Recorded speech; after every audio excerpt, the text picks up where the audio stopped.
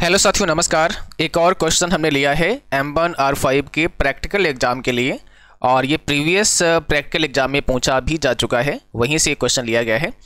तो इसमें दिया गया है university maintain a year wise result for 3 courses and then generates an average report as given below. अब देखो यहाँ पे SR नंबर दिया गया है, यहाँ पे ईयर दिया गया है, यहाँ पे कोर्स 1, कोर्स 2, कोर्स 3 और एवरेज दिया गया है। उसके बाद में कोर्स वाइज एवरेज आपको यहाँ पे निकालना है, ठीक है। और पॉइंट 1 कहता है create the worksheet shown above. सबसे पहले आपको ये करना है कि ये जो आपका वर्कशीट है इसको हमें यहाँ पे क्रिएट करना है लिब्रे ऑफिस कैल्क में। ओके, तो चलिए सबसे पहले हम आपके सामने क्रिएट कर लेते हैं। सबसे पहले हमें SR नंबर लिखना है, ईयर लिखना है और कोर्स 1 से लेकर आपको 3 तक लिखना है। उसके बाद में एवरेज लिखना है।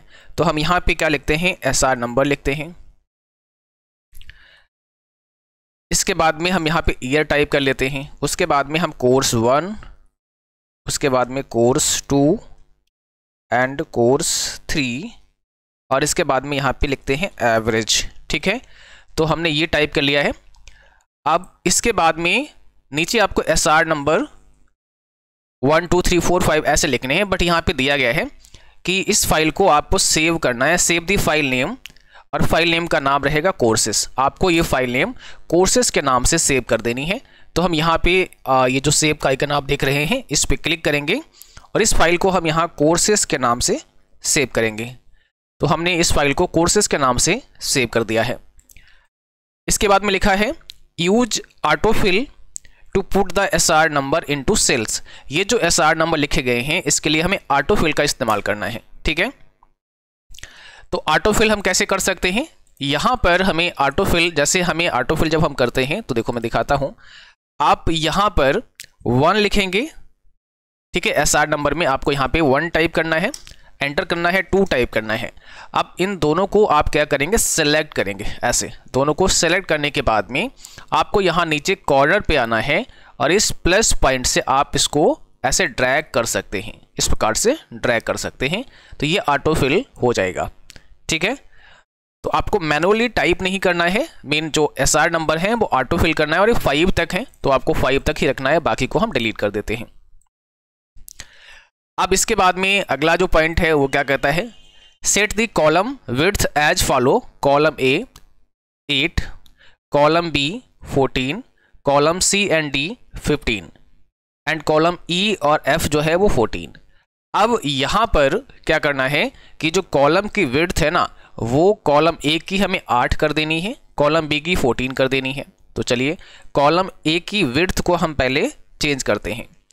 कॉलम A हमारा SR नंबर है, तो हम यहाँ कॉलम A की जो विड्थ है वो 8 करेंगे।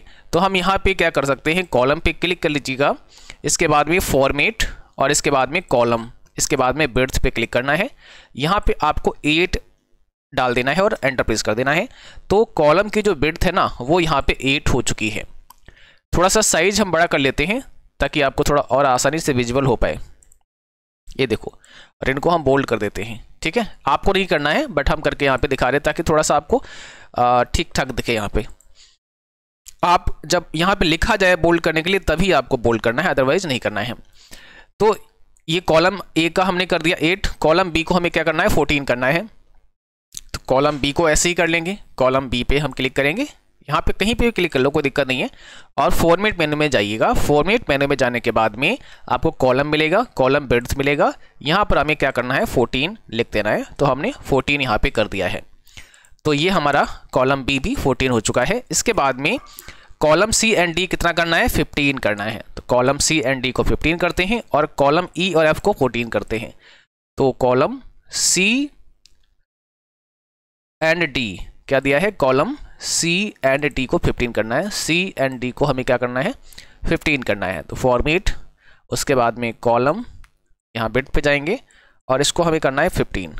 तो हमने यहाँ पे 15 कर दिया है। अब इसके बाद में हमें क्या करना है, आपको ऐसे जो है राइट साइड में आ जाना है। D तक हमने कर दिया है। अब बचा है E और F जिसको 14 करना है। तो कॉलम E और F दोनों को पकड़ लिया आपने ऐसे, और इसको क्या करना है, इसको करना है, यहाँ पे दिया गया है इसको करना है 14। चलो इसको कर दिया है 14, ठीक है। तो इस प्रकार से आपने यहाँ पर कॉलम की विड्थ को भी सेट कर लिया है। सी और डी हमने कितना किया था एक बार दोबारा चेक कर लेते हैं। फॉर्मेट कॉलम विड्थ 15, ठीक है। तो ये आपने जो है यहाँ पे सेट कर लिया है।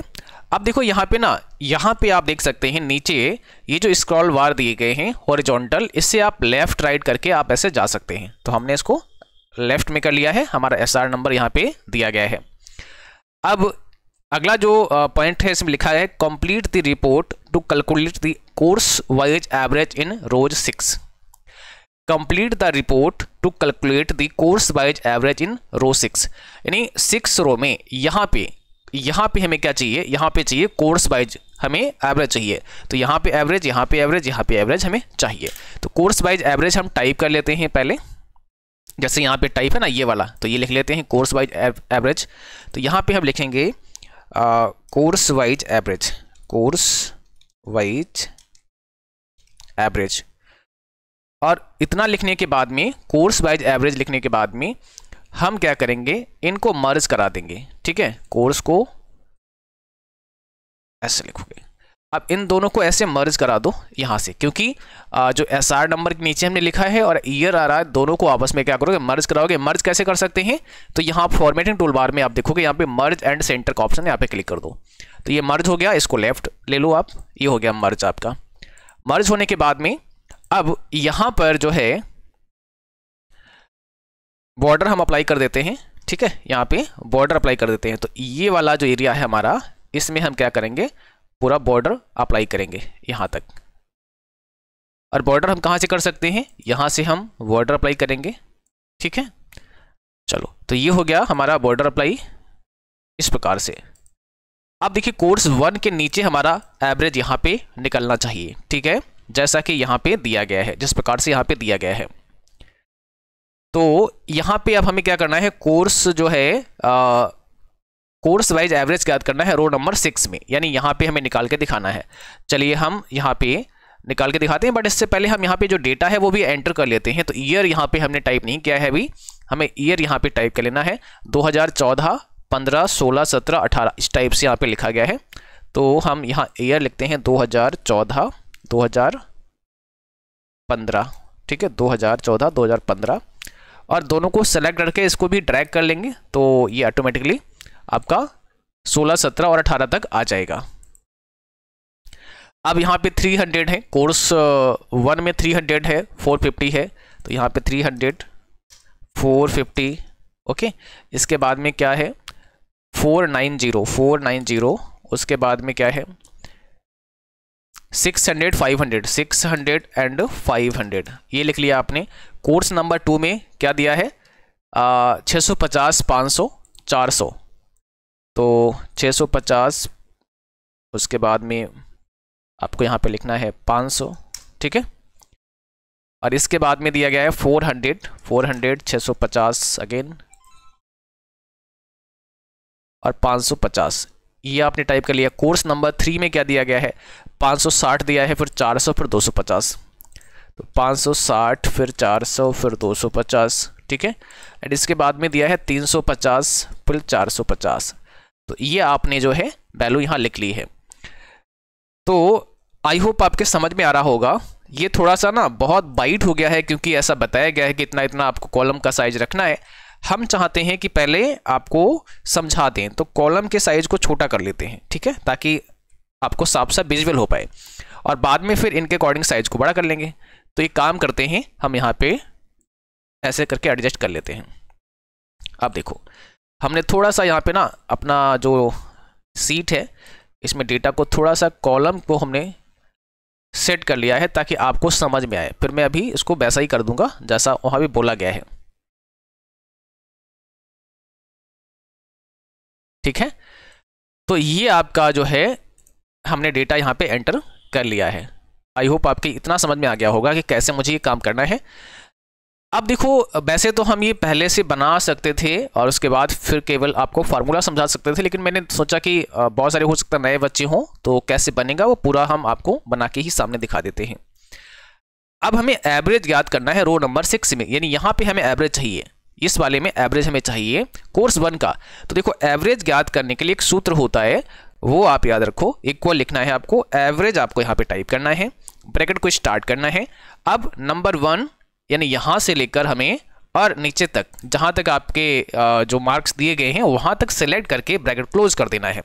अब आप देखो इसमें क्या किया है, यहाँ पे जो एवरेज है वो लिखा गया है, इक्वल एवरेज लिखा गया है। C3 मतलब 300 जहाँ पे लिखा है ना, ये C3 एड्रेस है। ऊपर देखो C है और इधर जाओगे तो 3 मिलेगा। उसके बाद कॉलन 2 बिंदी जब लगाते हैं तो एक आपका रेंज बन जाता है। कॉलन लगाने के बाद आप 500 वाला सेल का एड्रेस डालेंगे जो कि C7 है, तो इसके बीच वाले ऑटोमेटिक जो है ना यहाँ पे कैलकुलेट हो जाएंगे।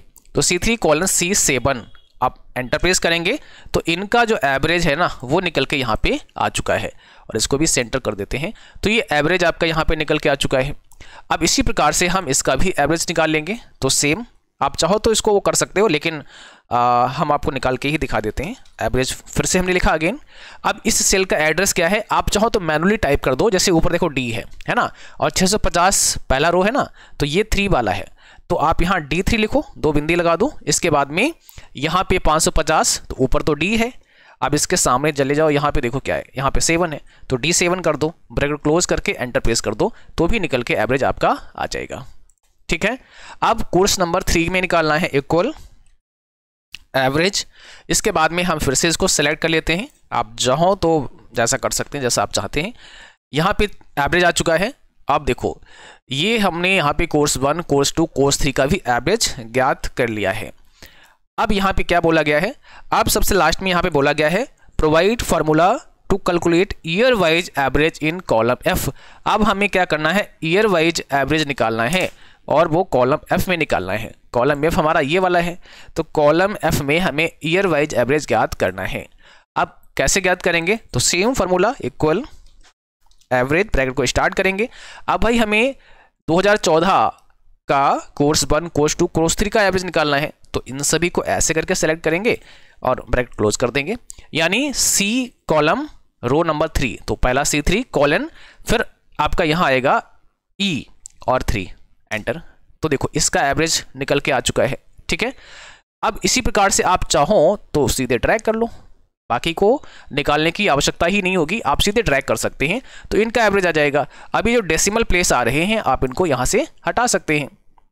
तो यहाँ पे डिलीट डेसिमल पे आपको क्लिक करना है और ये डेसिमल पॉइंट आपके डिलीट हो जाएंगे। ठीक है। तो इस प्रकार से आप जो है बहुत आसानी के साथ में एवरेज ज्ञात कर सकते हैं। यहाँ पे इस प्रकार से हमें करना है क्लिक, और यहाँ से हम इनको क्या करेंगे, कम कर लेंगे, सॉरी हाँ ऐसे। तो ये हमने कम कर दिया है इस प्रकार से, देखो तो यहाँ पे एवरेज आ चुका है।